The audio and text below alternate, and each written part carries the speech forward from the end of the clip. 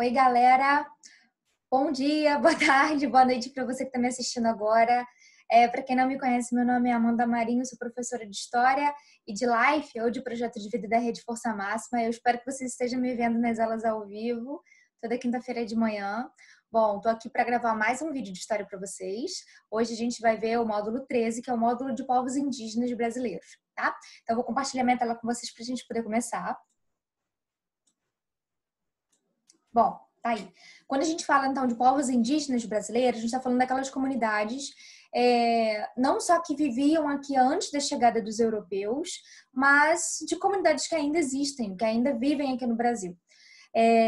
Bom, quando eu falo dessa chegada dos europeus aqui, eu não gosto de falar descobrimento do Brasil, tá? Acho que eu já falei isso aqui em outra aula.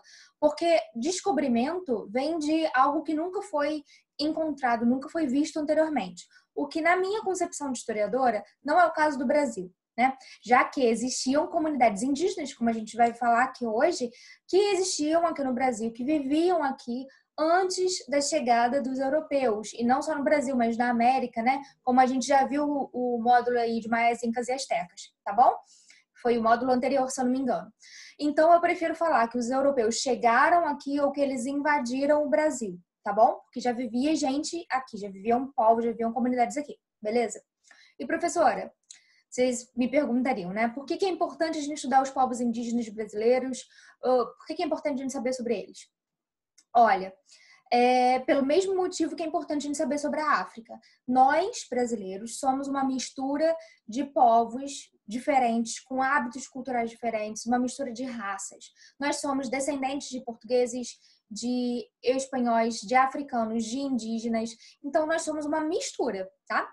E aí, claro, vai ter alguém que vai falar assim, mas eu tenho parente francês também, eu tenho parente holandês também. E sim, galera, olha, a França e a Holanda, elas invadiram aqui o Brasil.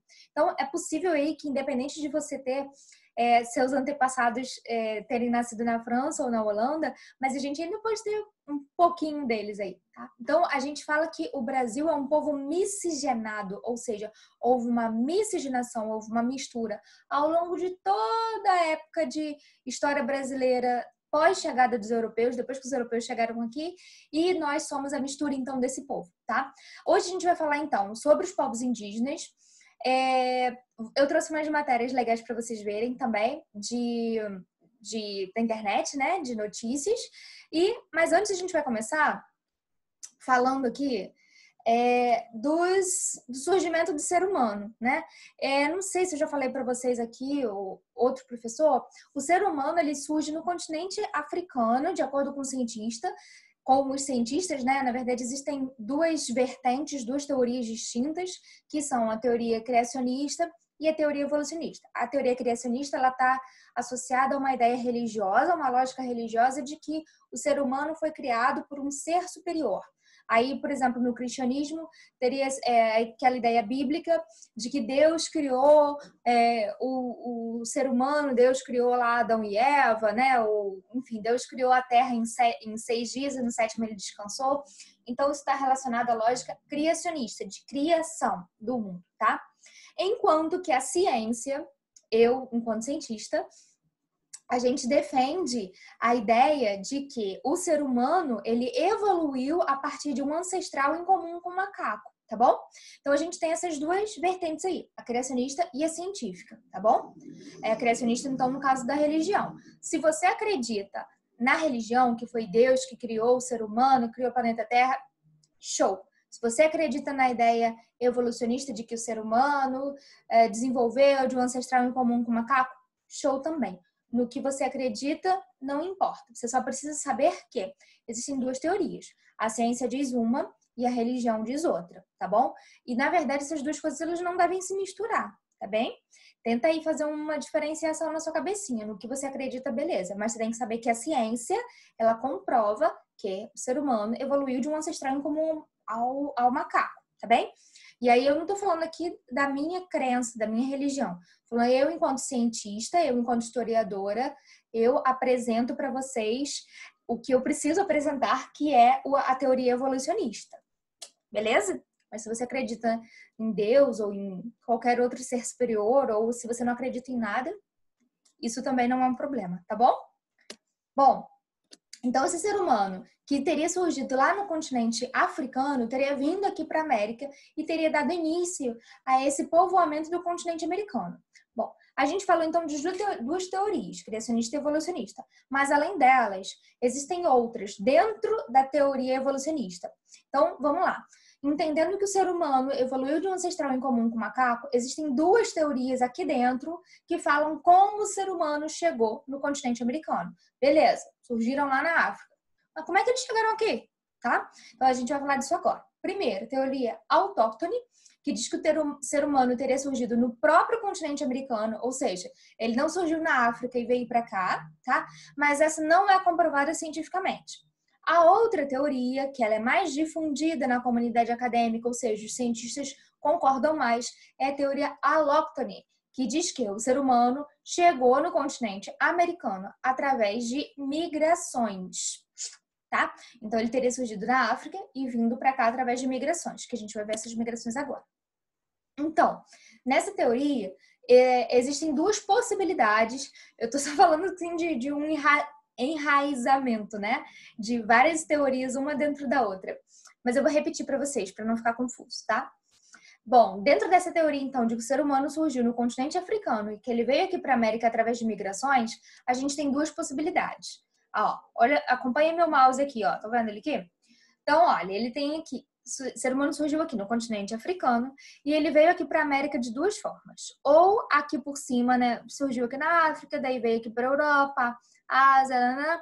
Aí aqui seria o Estreito de Bering, que é uma espécie de ponte de gelo que existiu muitos anos atrás, e essa ponte de gelo teria propiciado ou teria permitido o ser humano fazer essa migração aqui, tá vendo? Então surgiu na África, veio aqui para a Europa, Ásia, passou por essa ponte de gelo, que é o Estreito de Bering, e chegou aqui ao continente americano, né? Aqui no caso Leste, América do Norte, e povoou todo o continente americano.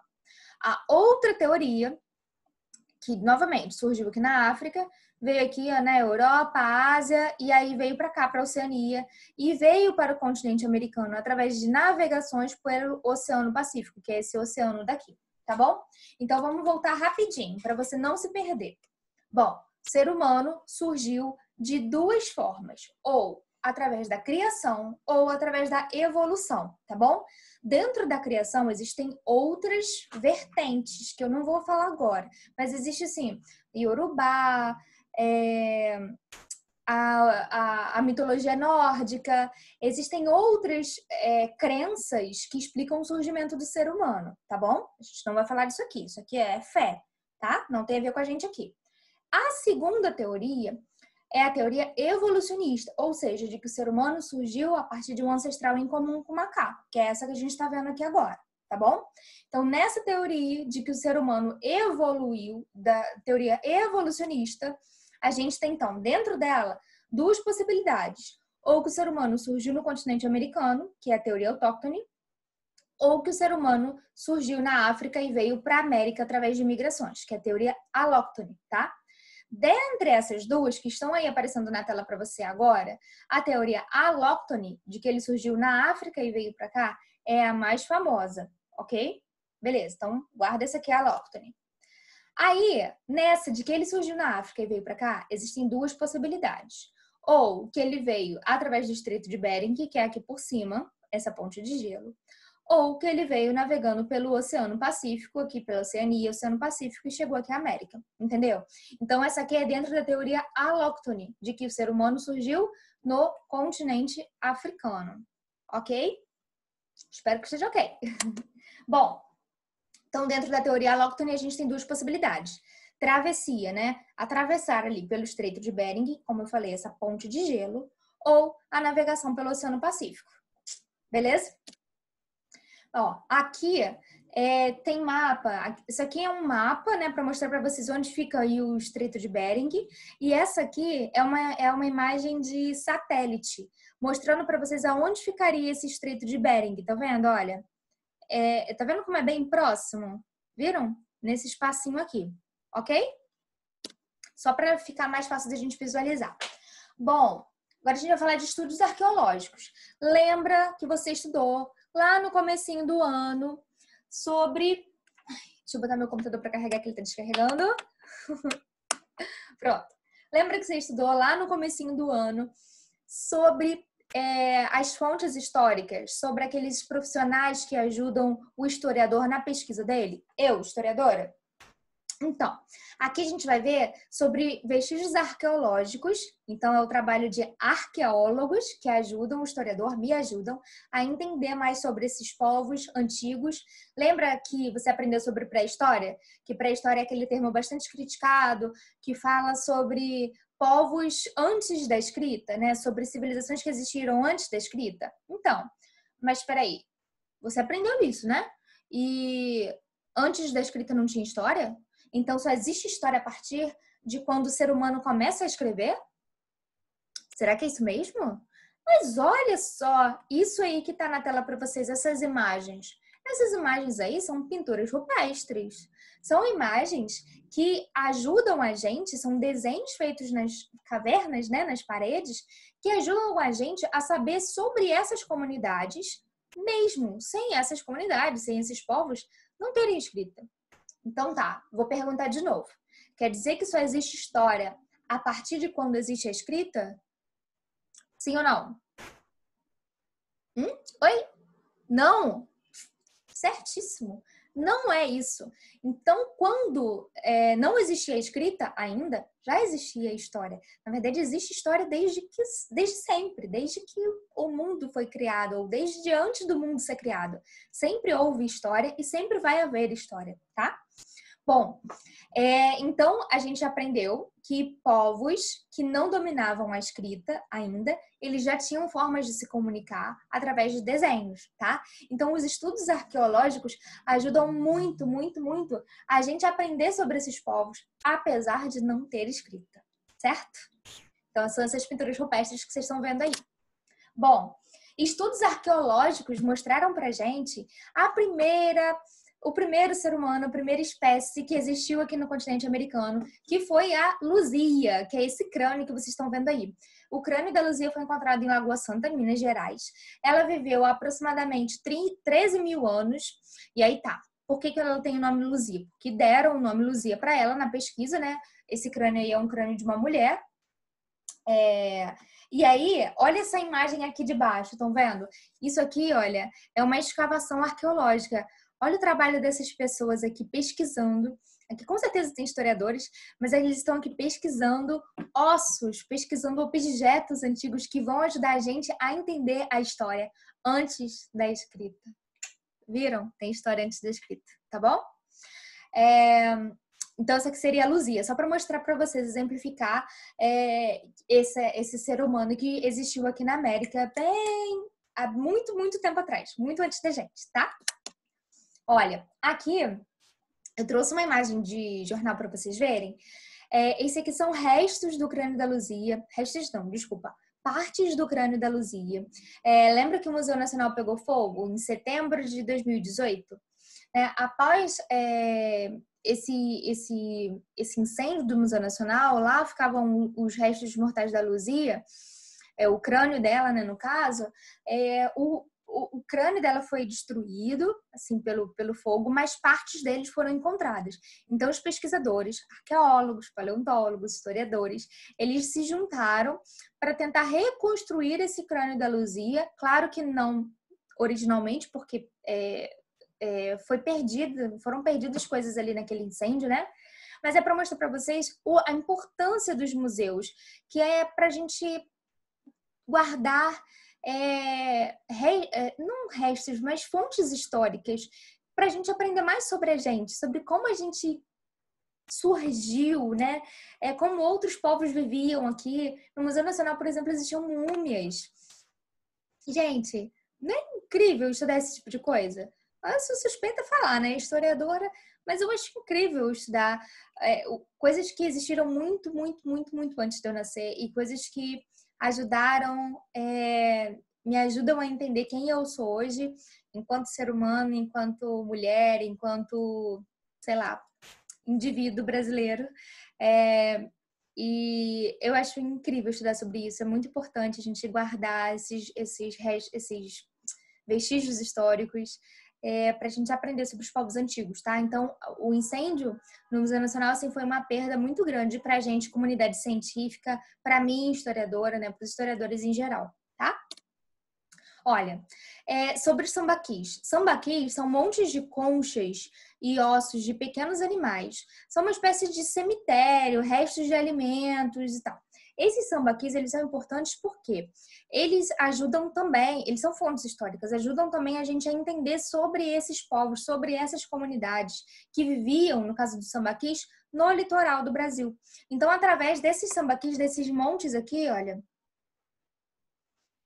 desses montes aqui, estão vendo? A gente aprende mais sobre esses povos que viviam no litoral, que viviam nessa região, esses conchas, esses ossos, esses restos de animais que eles se alimentavam. Então, a gente consegue aprender um pouco mais sobre eles, tá? Sobre essas comunidades dos sambaquis.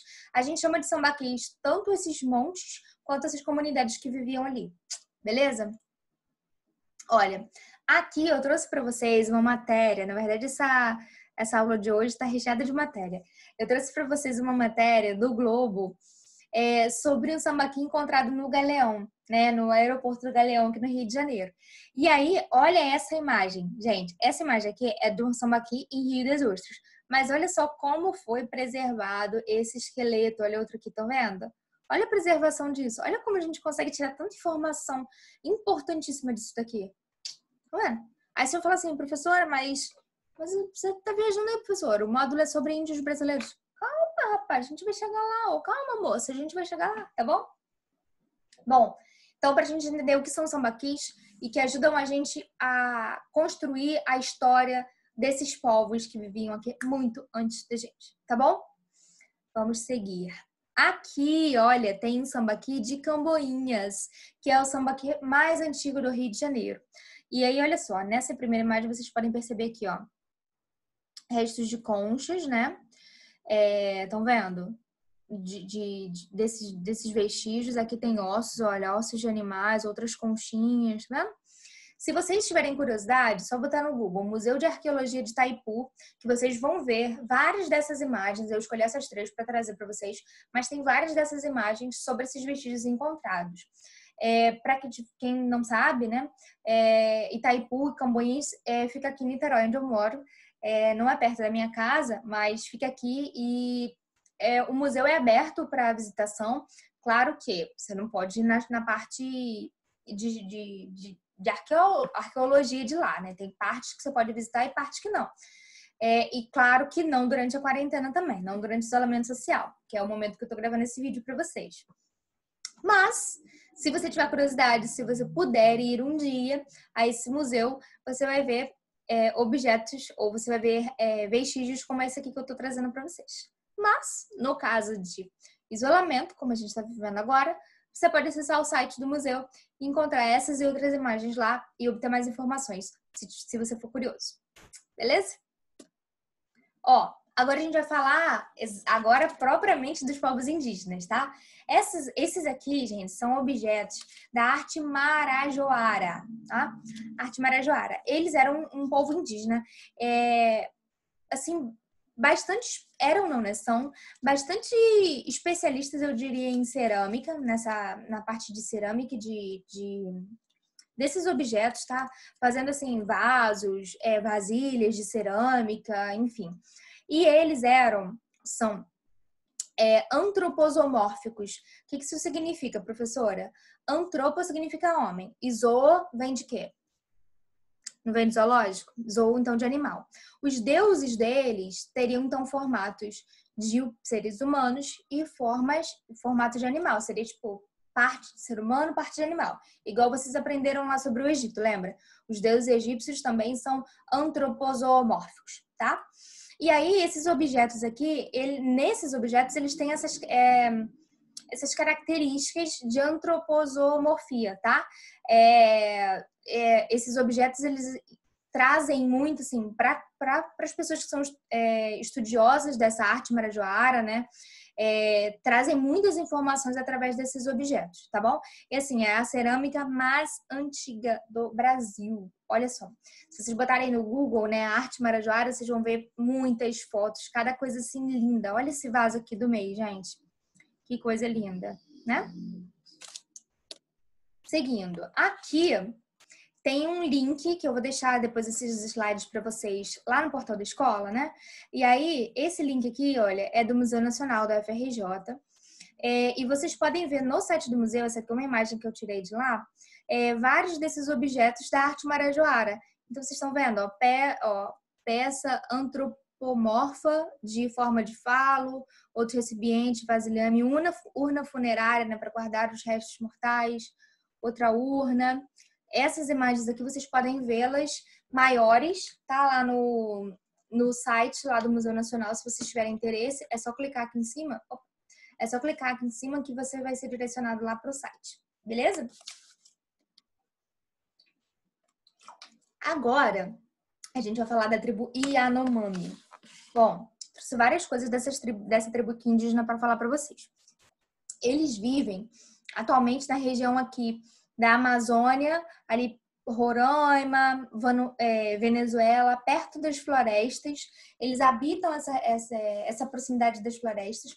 E em 2011 foi feito um estudo dizendo que existiam aproximadamente 35 mil pessoas dessas 12 Yanomamis vivendo aqui no Brasil. Bom, as tarefas deles são divididas por sexo. Na verdade, é uma prática das comunidades. Assim, se eu falasse de comunidades indígenas de modo geral, geralmente, né? Geralmente, eles têm sua economia, sua alimentação baseada ali na agricultura, no plantio de alimentos, especialmente de raízes, tá? Tipo, batata doce, aipim. Nossa, aipim é um alimento, assim, riquíssimo para as comunidades indígenas. Assim como a gente falou deles, né, do aipim no módulo anterior, não foi? De Maias, Incas e Astecas. Se você não viu, acaba essa aula e vai lá ver, tá bom? E aí, as raízes eram muito importantes, são muito importantes para a alimentação deles. Eu não sei vocês, mas eu sou louca por raiz também. Eu sempre como aipim, batata doce. Olha aí o que eu falei lá no começo da aula. Vestígios dessas populações que geraram a gente, quem a gente é hoje. Então, vocês acham que a gente fica se alimentando aí de raízes? Por quê? De milho. Por quê? Especialmente agora, né? Chegando junho, daqui a pouco. Não vai ter festa junina, porque a gente tem isolamento social, a não ser que a pandemia acabe até lá, torçamos. Mas, e aí? Esse monte de coisa que a gente faz com milho, aquele milho verde com manteiga, delícia. Aipimzinho também, com manteiga. Ou, sei lá, um purê de batata. Gente, essas coisas vieram dos nossos antepassados, tá? Dessas comunidades indígenas que viviam aqui na América Portuguesa, no caso aqui do Brasil, e também na América Espanhola. Beleza? Então, de modo geral, as populações indígenas, elas dividem o trabalho delas por sexo. Então, homens geralmente fazem a caça, né? A alimentação deles era com agricultura e com caça. Então, tipo, os homens caçavam animais, pescavam, mulheres cuidavam da agricultura, cuidavam das crianças, preparavam as refeições. De modo geral, quando você pensar em povos indígenas, em comunidades indígenas, então eu queria que você pensasse nisso, tá bom? Em práticas agrícolas, de caça, povos geralmente seminômades, tá? Viviam ali numa região e algumas vezes se mudavam, até para a exploração do território, do solo, dos próprios animais, e divisão de tarefas relacionadas ao sexo, tá? No caso aqui dos Yanomamis, uma característica deles são casas muito grandes. Cada família possui uma casa grande, que essa casa vivia mais ou menos 50 pessoas dessa família, ou até 50 pessoas, tá? E aí, cada família dessa fazia, tipo, a sua fogueira, cozinhava seu alimento, enfim.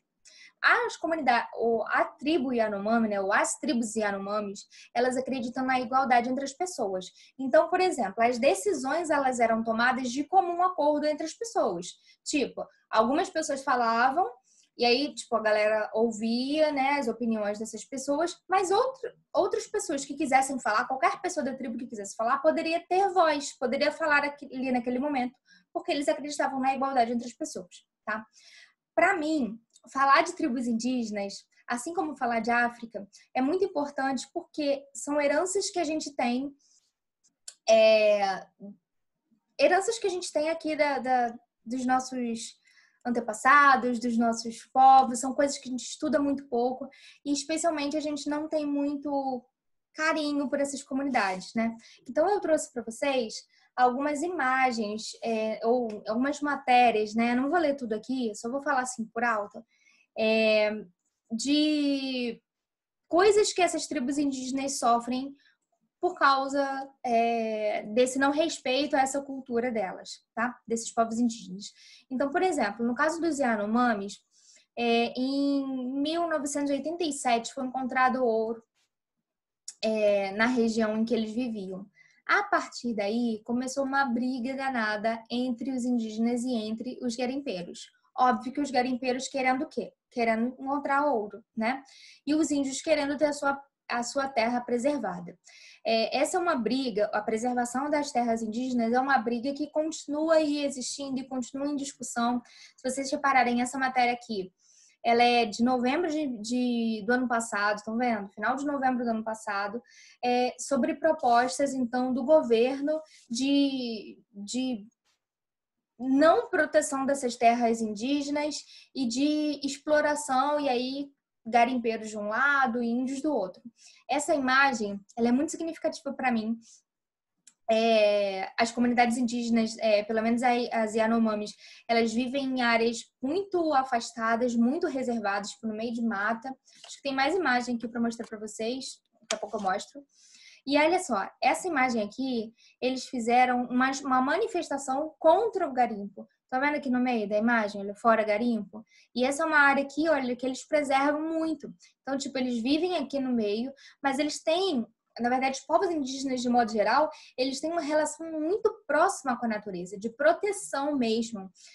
Eu vou mostrar para vocês a tribo Guarani já já, e eu estava estudando antes de preparar, na hora de preparar essa aula aqui, né? E eu estava vendo uma manifestação que os guaranis fizeram em São Paulo contra o desmatamento, contra o corte de árvores. E aí eles estavam lá fazendo, tipo, junto, umas pessoas assim, uma ao lado da outra, sabe? Fazendo tipo um cordão de pessoas. Estavam ali cantando, tocando seus instrumentos, defendendo as árvores, que para eles é muito importante, para a sobrevivência deles, porque eles vivem, as comunidades indígenas, assim, de modo geral, elas vivem próximas à natureza, mas é numa lógica de respeito, de você usufruir daquilo que a natureza te proporciona, sem que você destrua a natureza. Então, se você olhar, olha só, essa parte aqui deles, né, onde eles vivem, não tem árvore, mas olha só ao redor a quantidade de árvores diferentes que tem, porque eles têm essa lógica de preservação. Se a gente for olhar para nossa sociedade agora, sei lá, Rio de Janeiro, a gente vive perto de um monte de árvore, assim? Sim ou não? Resposta é não, né? Tem árvore na rua? Tem, mas é muita árvore? Ou são muitas árvores? Não é, né? Por quê? Porque a gente não tem essa proximidade com a natureza. Assim, deveríamos ter, mas a gente não tem, tá bom? Então, já fica meu apelo aí, se você puder cuidar da natureza, se você puder estudar um pouquinho sobre isso, não arrancar árvore, não arrancar folhas e flores, enfim. A natureza, ela ajuda a gente a sobreviver, tá bom? Não só na questão do oxigênio aí, da fotossíntese, mas melhora muito, muito, muito a gente, tá? Inclusive, peraí.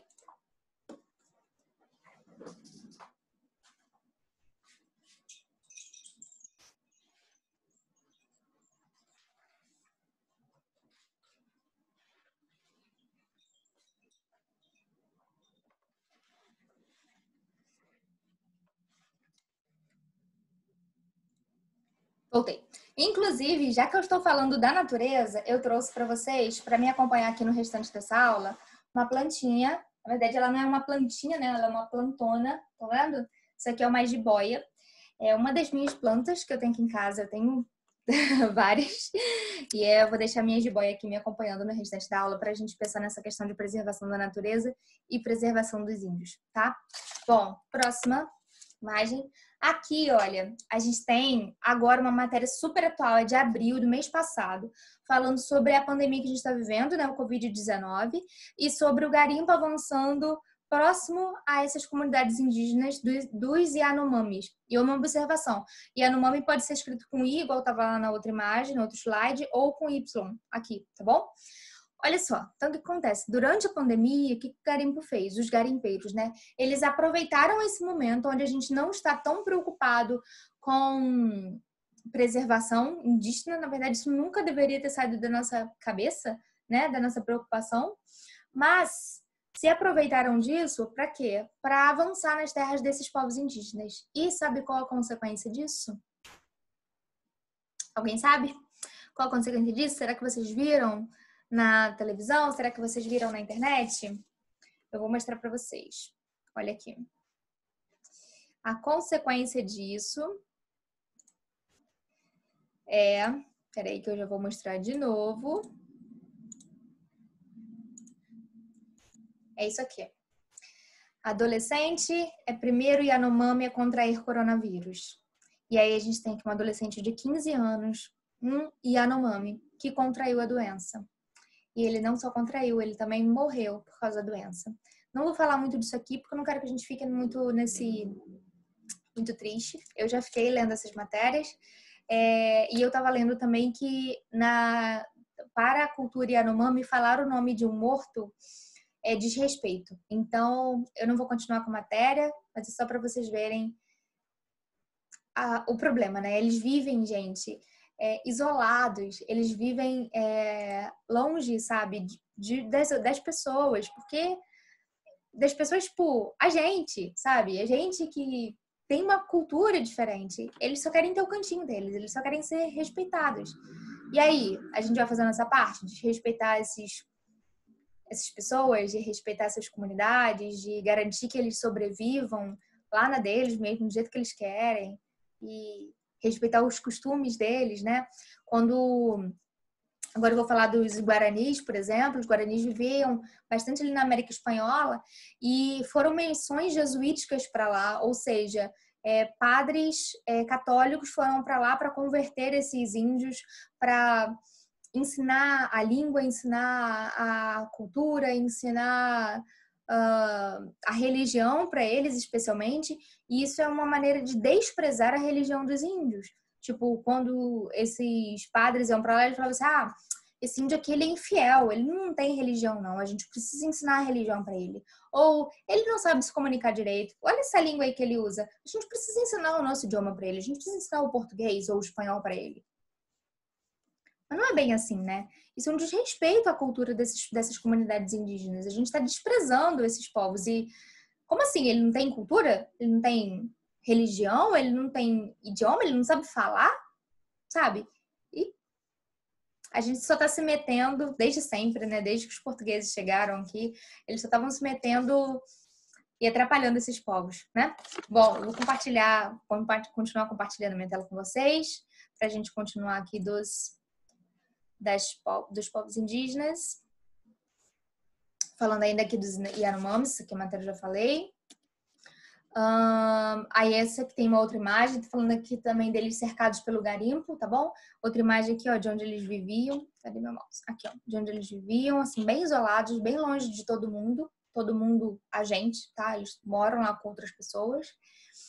Enfim, como esse vídeo... Bom, o vídeo vai ficar lá no YouTube, então vocês podem dar pausa se vocês quiserem ler a matéria, ou também podem clicar nos links que eu vou disponibilizar para vocês poderem ter acesso, tá? Aqui tem um vídeo para vocês verem dos Yanomamis protestando contra o garimpo. Então, vamos assistir aqui. É pequenininho, tá?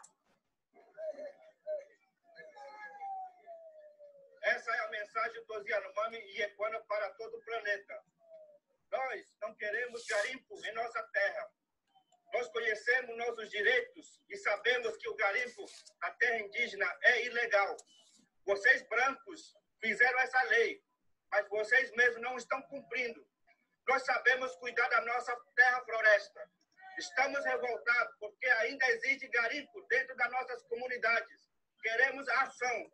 Nossos avós e tios morreram por causa dos garimpeiros. Nós não queremos repetir essa história do massacre. Somos guerreiros Yanomami e Equana. E dissemos todos juntos: fora garimpo!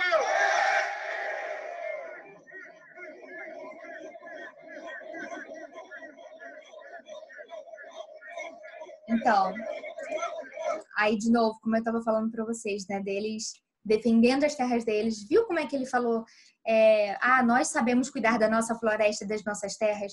Eles sabem, só não é a maneira que a gente, né, ou que entendem que eles devem cuidar. Na verdade, a gente quer mais explorar essas terras. Ai, meu Deus, eu não consigo passar para outro slide. A gente quer mais explorar essas terras e não preservá-la, né? Não deixar aqui com esses povos. Gente, eu não consigo passar esse slide. Peraí, gente, a professora atrapalhada. Acabou. Não consigo, só fica dando play direto. Foi. Agora a gente vai falar dos guaranis, tá? Os guaranis, eu até falei um pouquinho sobre eles, né? Eles falam a língua tupi-guarani, viviam ali tanto na região da América Espanhola, mas também da América Portuguesa. Então, tem a presença deles ali não só no território brasileiro, mas também no território que antes pertencia à América Espanhola. Então, assim, nos outros países aqui da América do Sul, tá? Especialmente, além do Brasil. Então, por exemplo, Bolívia, Paraguai, Argentina, além do Brasil, ok? De novo, né? Práticas econômicas. A gente tem a agricultura, não econômica de comércio, mas assim, de alimento, né? Agricultura, caça, também com a divisão de tarefas de acordo com o sexo. Mas no caso dos guaranis, eles faziam artesanatos, tecelagem, confecção, e eles acabam vendendo esse tipo de coisa. Então, eles também têm a prática do comércio, tá bom? Eles usam muitos instrumentos musicais, a culinária deles é muito rica e eles usam os instrumentos musicais na hora da culinária porque eles acreditam que aquilo ali vai gerar uma aproximação deles com os deuses, com a espiritualidade dos deuses. Então, isso para eles é bastante importante. Vamos lembrar que dentro dessas comunidades indígenas, assim, de modo geral, a gente também tem sempre a figura do pajé e do cacique, tá? O pajé, ele seria um líder religioso, uma espécie de sacerdote, assim como a gente falou lá no Egito, né? E tem o cacique ele vai ser um chefe mais político, mais econômico, que vai dizer o que as pessoas têm que fazer, vai organizar aí essas pessoas. No caso dos guaranis, eles foram alvo dos bandeirantes também. Aqui na América Portuguesa, né, no território do Brasil, pertenceu a Portugal, né, Portugal, quando colonizou o Brasil, esses índios, eles sofreram com os bandeirantes. Quem eram os bandeirantes? Eram portugueses que vinham para cá, portugueses ricos que vinham para cá em busca de metais preciosos. E aí, o que esses portugueses faziam? Eles escravizavam essas comunidades indígenas, esses povos indígenas, para que esses índios trabalhassem para os bandeirantes, ou seja, exploravam aquela mão de obra também, tá? Então, assim, a gente tem uma história dos índios de exploração, de mortalidade. Os índios morreram muito, muito, muito, muito com a vinda dos europeus para cá, tanto por causa de doenças, quanto por causa de conflitos. A gente viu aqui, né, doenças, por exemplo, a Covid agora, conflitos militares, aí o exemplo dos garimpos, dos garimpeiros querendo entrar nas terras indígenas. E a gente tem as terras protegidas, tá? A FUNAI, a Fundação Nacional do Índio, ela é um órgão que tem o objetivo de proteger as comunidades indígenas e proteger a terra indígena. Isso está garantido por lei. Mas, assim, não necessariamente o que está garantido por lei se cumpre na prática, o que, na verdade, é um problema, tá bom?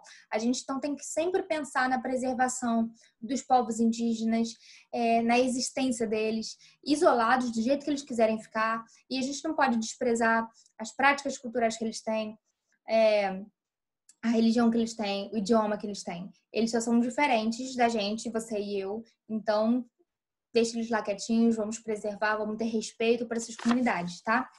Essa imagem aqui que eu trouxe para vocês, ela é de aproximadamente 1500 dos povos indígenas que viviam nas várias regiões do Brasil quando os portugueses chegaram aqui. Então, para vocês terem uma ideia, né? Olha só quantas cores diferentes, e aqui tem uma legenda mostrando esses vários povos que viviam.